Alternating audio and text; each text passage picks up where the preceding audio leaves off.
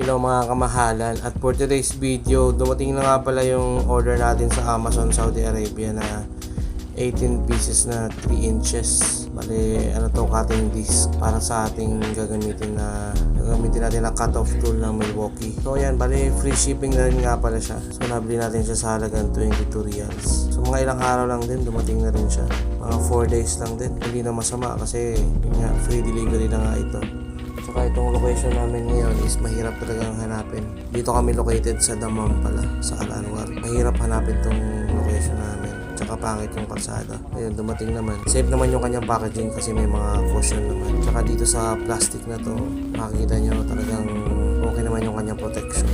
Hindi naman siya talaga binalahura at basta-basta na lang nilagay sa pouch at pinadala sa atin. So shoutout din nga pala sa seller. Salamat. At syempre sa Amazon Saudi Arabia na rin sa fulfill nila ng ating delivery. So ayan, makita nyo naman. So okay na tayo dito sa wrap na to. Tapon na natin to. Wala na ibang naman.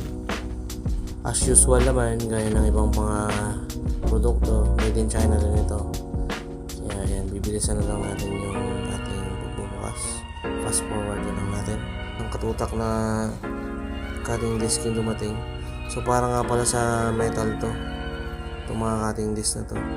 So hindi siya yung regular na 4-inch na cutting disc na ginagamit natin sa mga sander natin, dahil ito ang size nito is 3-inch lang talaga.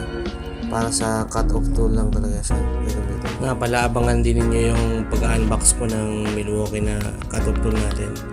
So yung mga disc na to gagamitin natin doon. Sa close-up naman na kapag titignan natin, ito yung tsura niya. Tingin ko solid naman. So merong mga iba dyan na talagang low quality. So syempre kapag gagamitin natin, huwag natin kalimutan na isuot yung PPE natin. At huwag din natin tatanggalin yung mga machine guarding ng ating mga power tools. At syempre, huwag kalilimutan, work safe din. Hanggang sa muli, paalam!